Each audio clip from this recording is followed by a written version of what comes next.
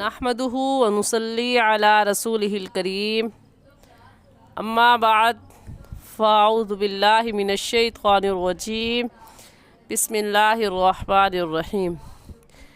मेरे तमाम देखने वालों को मेरी तरफ़ से अस्सलामु अलैकुम व रहमतुल्लाहि व बरकातुहू। उम्मीद करती हूँ कि आप सब खैरियत से होंगे और दुआ है कि अल्लाह जल्ल शानुहु आपकी तरफ बढ़ने वाले हर शर को खैर में बदल दे। आमीन सुम्मा आमीन। आज के सबक में हम पारा नंबर 28 सूरतुल मुजादला उसका बकिया हिस्सा पढ़ेंगे। आपसे गुजारिश करूँगी कि खुदारा आप इस वीडियो को सुने, समझें और समझकर सुनकर अपनी तजवीद की गलतियों को दुरुस्त करें और सही तजवीद के साथ कुरान पाक की तिलावत करें और ज़्यादा से ज़्यादा लोगों में इस बात को शेयर करें ताकि ज़्यादा से ज़्यादा लोग इस वीडियो से नफ़ा उठा सकें और सही तजवीद के साथ कुरान पाक पढ़ सकें और अपने लिए आखिरत में नेकियों का अकाउंट खुलवा लें। क्योंकि हदीस मुबारक है जिसका मफ़हूम ये है कि जिसने नेकी का तरीका जारी किया और लोगों ने उसको देखकर उस पर अमल किया, वैसे ही किया, तो उसको क़यामत तक बराबर उसका सवाब मिलता रहेगा। और जिसने बुराई का तरीका जारी किया और लोगों ने उसको देखकर ऐसे ही बुरा काम किया तो क़यामत तक उसको बराबर उसका गुनाह मिलता रहेगा। जैसे हज़रत आदम अलैहिस्सलाम के बेटे ने दूसरे भाई का कत्ल कर दिया था, तो दुनिया में जितने भी कत्ल होते हैं तो उनका गुनाह उस कत्ल करने वाले को तो मिलेगा ही, एक हिस्सा उस भाई को भी मिलेगा जिसने अपने दूसरे भाई को कत्ल कर दिया था। तो अगर आप भी गुनाह की दावत देने वाले बनेंगे तो गुनाह करने वाले को तो गुनाह मिलेगा ही, लेकिन जिसने ये तरीका ईजाद किया, जिसने सबके सामने खुलम खुला गुनाह किया जिससे लोगों की जुर्रत बढ़ी, तो उसको भी ऐसे ही गुनाह मिलेगा, बराबर गुनाह। तो गुनाह करने वाले को तो गुनाह मिलेगा ही, तरीका जारी करने वाले को भी उसका बराबर गुनाह मिलता रहेगा। और ऐसे जिसने नेकी का काम जारी किया, सबके सामने अच्छा काम किया, नेकी की और नेकी करने में, अच्छा काम करने में शर्म नहीं की, तो उस नेकी करने जितने लोगों ने उसे देखकर वो नेकी का काम किया, तो जिन्होंने नेकी का काम किया उनको तो सवाब मिलता ही रहेगा क्योंकि उन्होंने नेकी का काम किया। लेकिन जिसने इसकी इब्तिदा की उसके अकाउंट में उनके हिस्सों में से सवाब पहुंचता रहेगा और उनके हिस्सों में से भी सवाब में कमी नहीं की जाएगी।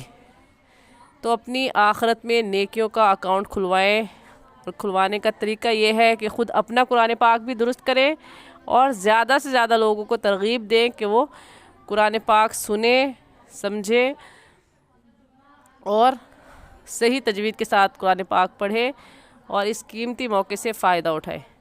जज़ाकुमुल्लाहु खैरा। सबक का आगाज़ करते हैं। अऊज़ु बिल्लाहि मिनश शैतानिर रजीम। सूरतुल मुजादलति मदनिय्यतुम बिस्मिल्लाहिर रहमानिर रहीम। जी, कल के सबक में मैंने इस आयत की तिलावत की थी, इन्नमन नजवा मिनश शैतानी। तो आज के सबक में हम इसकी तफसील पढ़ेंगे कि इन्नमन नजवा में नून मुशद्दद है और नून मुशद्दद पर हमेशा गुन्ना होता है। मन, यहाँ पर भी नून मुशद्दद आ गया, गुन्ना करेंगे। नजवा, जीम हुरूफ कलकला में से है, कलकला करके पढ़ेंगे। और कलकला कहते हैं कि जब इन हुरूफ कलकला जो कि 5 हैं, क़ाफ़, क़ा, बा, जीम, दाल, उनमें से कोई हर्फ आ जाए और वो साकिन हो तो उन हुरूफ कलकला को हरकत देकर पढ़ते हैं और आवाज़ पलट कर भी आती है। तो ऐसे पढ़ेंगे, इन्नमन नजवा मिनश शैतानी। मिनश शै में या साकिन से पहले ज़बर आ गया तो ये याए लीन हो गया और लीन को हम खींच कर नहीं पढ़ते हैं बल्कि नरमी से और जल्दी से पढ़ जाते हैं। तो अक्सर हज़रात अऊज़ु बिल्लाहि मिनश शैतानिर रजीम कह जाते हैं, जो कि गलत है। ये लीन है और लीन को खींच कर नहीं पढ़ते। تو ایسے پڑھیں گے منشیطانی منشیطانی لیحزن الذین، ہا حلق کا درمیانی حصہ اس سے نکال کر ہا پڑھتے ہیں تو نکال کر پڑھیں گے. زا سختی والے حروف میں سے ہے، سختی سے پڑھیں گے. سختی سے کیسے پڑھنا ہے کہ دونوں دانتوں کو ملا کر اوپر والے اور نیچے والے ان دونوں دانتوں کو ملا لیں اور پیچھے سے زبان کی نوک لگانے سے زا نکلتا ہے. تو ایسے پڑھیں گے لیحزن الذین. یہاں پر ذال ہے، یہ نرم حروف میں سے ہے، ذال کو نرمی سے پڑھیں گے. ذال اور زا میں فرق کر کے پڑھیں گے. ذال نرمی سے پڑھا جاتا ہے اور زا سختی سے پڑھا جاتا ہے. تو ایسے فرق کر کے پڑھیں گے لیحزن الذین آمنوا. واو ساکن سے پہلے پیش آ گیا تو واو مدہ، اور واو مدہ کو ایک الف کے برابر کھینچ کر پڑھتے ہیں. آمنوا ولیس بضارہم. بضارہم میں کون سی مد ہے؟ غور کیا تو معلوم ہوا کہ اس مد کا نام ہے مد لازم. کیسے معلوم ہوا؟ کیونکہ حروف مدہ کے بعد اگر تشدید آ جائے، را کے اوپر جو 3 دندانے والی علامت ہے اسے تشدید کہتے ہیں. اور قاعدہ یہ ہے کہ حروف مدہ کے بعد تشدید آ جائے تو وہاں پر بھی مد ہوگی اور اس مد کا نام ہوگا مد لازم، اور اس کو 5 الف کے برابر کھینچیں گے اور ایسے پڑھیں گے وَلَيْسَ بِضَارِّهِمْ شَيْئًا إِلَّا بِإِذْنِ اللَّهِ. شیئن کی تنوین پر غنہ نہیں کریں گے کیونکہ تنوین کے بعد حروف حلقی میں سے حمزہ آ گیا ہے. تو جلدی سے پڑھ جائیں گے شیئن الا باذن اللہ. خواہ وقف مطلق کی علامت ہے جس کا مطلب یہ ہے کہ یہاں پر ٹھہرنا چاہیے، اس لیے ہم نے وقف کر لیا اور آخری حرف کو ساکن کر دیا. پوری آیت دوبارہ سے سن لیں، ایسے پڑھی جائے گی انما النجوى من الشيطان ليحزن الذين آمنوا وليس بضارهم شيئا وليس بضارهم شيئا إلا بإذن الله. اگلی آیت ہے وعلى الله. وعلى الله لفظ اللہ سے پہلے زبر ہے، لفظ اللہ کو موٹا کریں گے اور عین حلق کے درمیانی حصے سے عین نکلتا ہے، نکال کر پڑھیں گے وعلى الله فليتوكل المؤمنون. اگلی آیت ہے یا ایھا الذین آمنوا اذا قیل لکم تفسحوا فی المجالس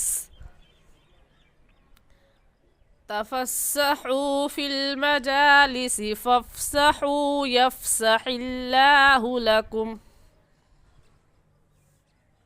اس آیت میں یا ایھا الذین کون سی مد ہے؟ مد متصل اور مد واجب، کیونکہ حروف مدہ کے بعد حمزہ اسی کلمے میں ہے.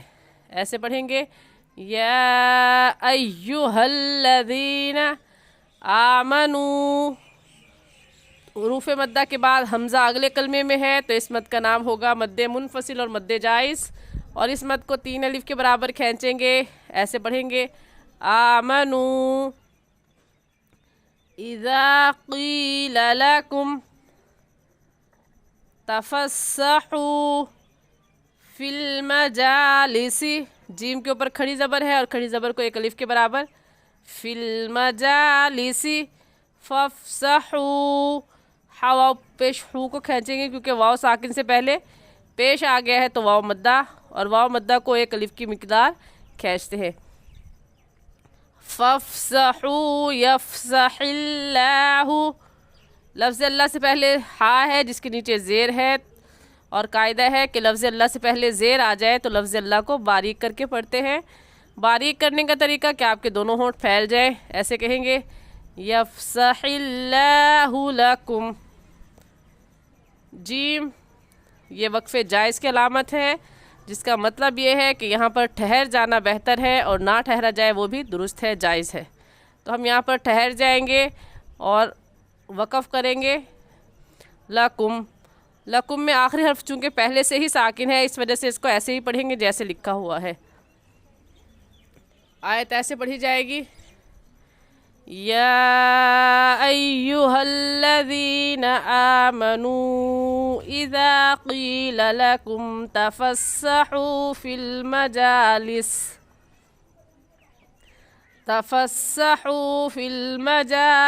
فافسحوا یفسح اللہ لکم آمنت باللہ صدق اللہ العظیم۔